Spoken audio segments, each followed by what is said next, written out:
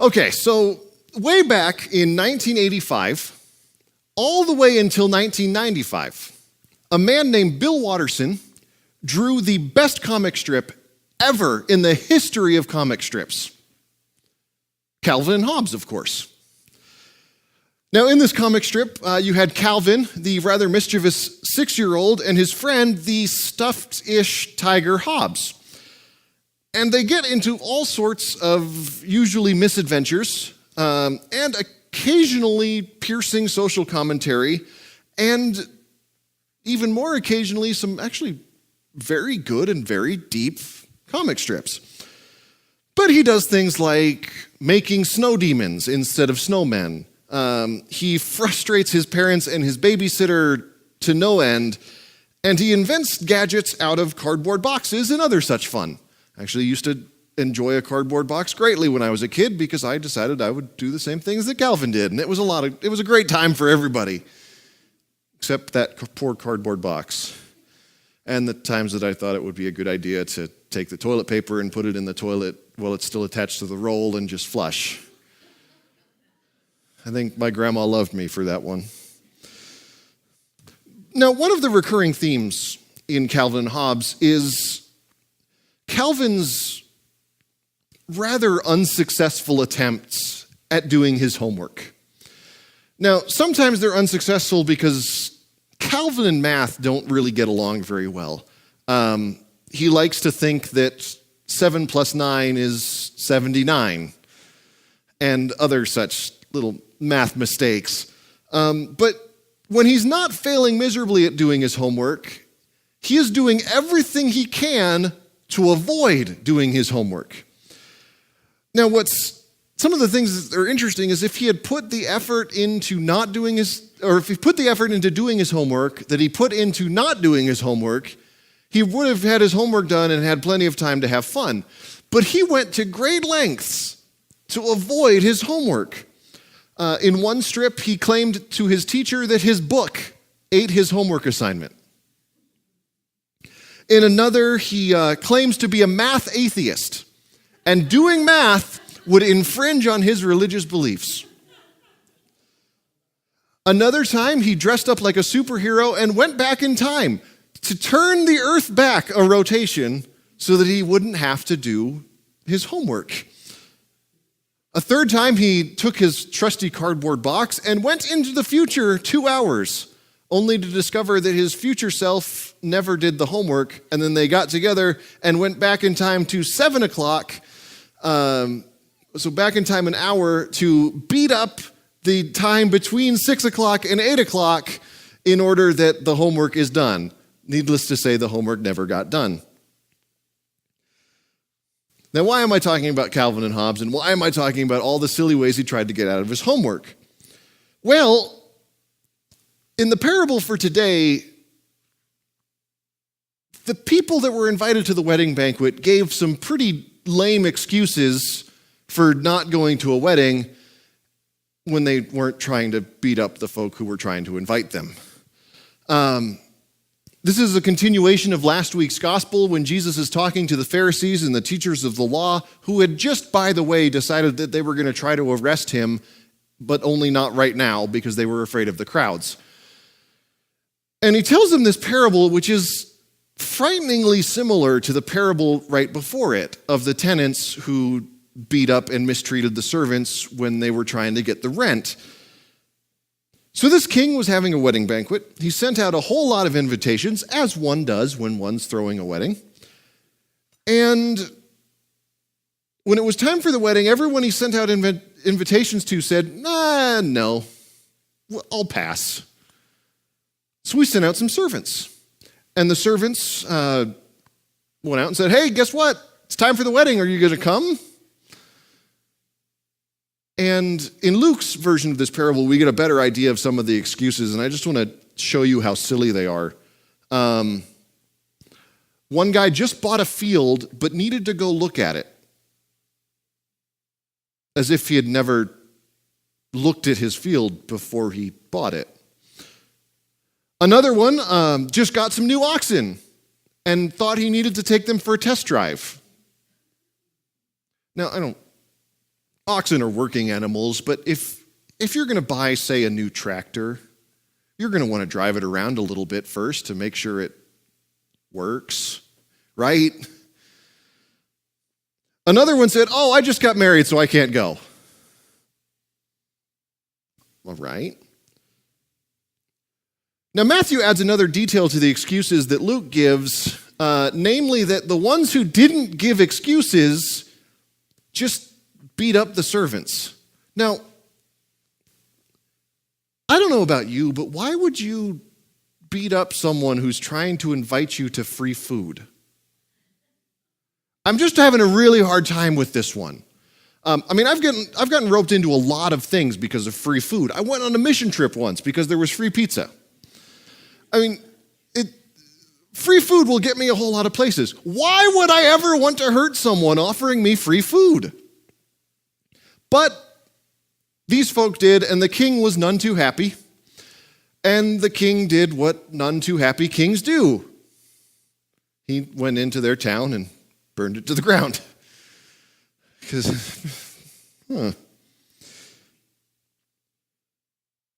Now remember last week, the parable of the tenants, and there was the angry master who ended up having his son killed by the tenants, and already the Pharisees and chief priests weren't very happy. Pretty sure this made them even less happy. They were probably fuming with anger at this point because they weren't dumb. They knew that Jesus was still talking about them. So back in the parable, what does the king do? He still says, well, I still have a wedding to throw. Let's just invite whoever we can find. So they go out and they invite everybody. Doesn't matter if they're good people or bad people. The servants found anybody they could find to come in to this wedding banquet. Then in a grand bit of puzzlement that everyone has a really hard time understanding, one guy shows up without wedding clothes, and then he ends up tied up and thrown out, and what? It's things like that that make it really hard to say, praise to you, O Christ, at the end of that gospel, right? Because you're kind of going, wait, the king just invited everybody, but one guy didn't show up dressed right, and he got thrown out? You're kind of left scratching your head a little bit. But I'll try to come back to this later. I want to focus on the guests of the wedding, both the original guests, the one who didn't show up, and the replacement guests. So usually this parable is preached about the Gentiles, us, who are invited into God's kingdom because the original folk, the Jews, didn't pay any attention to Jesus. And I think that was Jesus' intent when he gave the parable, but I also think he meant it in a little bit more general way. Namely that the folk who were religious didn't want anything to do with him, and instead everyone else gets to see what God is doing. Sounds about like what I preached on last week and the week before, which would make sense seeing as it's all the same thing that Jesus is saying to the same group of people. And I think the real warning of the parable is how religious people work. Now, I think it's safe to assume that we're rather religious folk, seeing as we're here in church today. We have a pretty good sense of what God expects for us, and we have a habit of thinking that we know what God's about. Unfortunately, this knowledge that we have can get us in trouble when God does something different. So when God does something that we're not used to, like the original invitees, we react a little bit stronger than we probably ought to. At best, we make excuses and we don't want to get on board. And our excuses are usually pretty weak. When God is doing something that we don't exactly want to do, we come up with some pretty lame excuses like, we're too whatever to do that. Or we're too busy doing this other thing over here. Or, we don't really like those people, so God must not like them either. And at worst, we fight against what God is doing. We attack each other if we don't conform to our own ideas of what God is like. We dig into our religion while ignoring the person we claim to be worshiping. And we neglect and mistreat the people who God sends us to confront about what we're doing. When we get caught up in religion as opposed to God, it means that our focus is not on Him anymore, but on ourselves.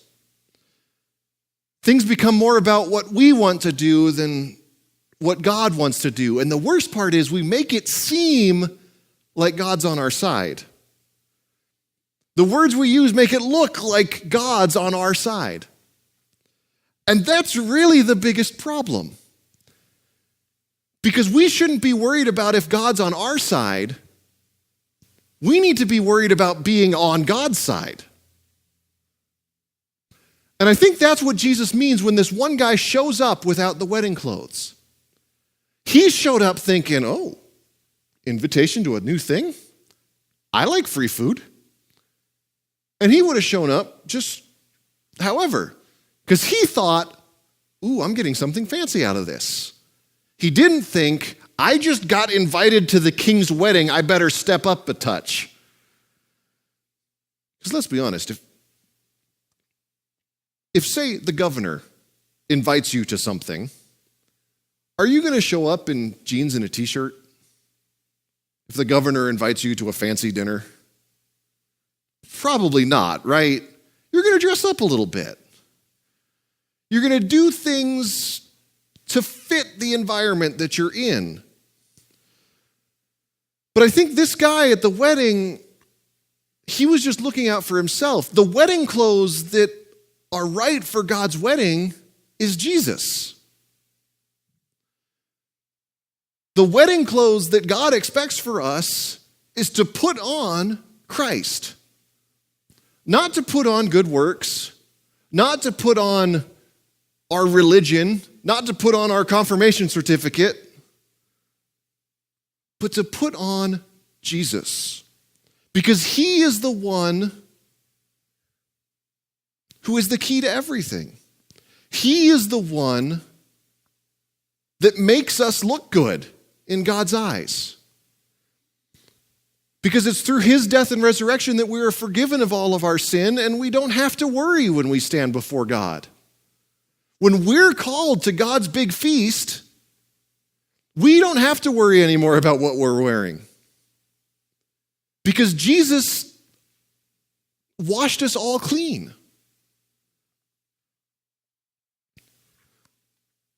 And when we're going to follow Him, we need to remember that He is the page we need to be on. And that we need to be worried about being on Jesus' side and not worry so much about if Jesus is on our side. Because if you notice, God's kingdom isn't just for one set of people. When the invitation went out after the first guests left, who was invited? The good and the bad. So we have to be willing to accept whoever God calls to us, even if it's not quite who we expect. And in doing so, make sure that we're focused on Jesus, that He is the wedding clothes that we're wearing, and that we are moving in His direction,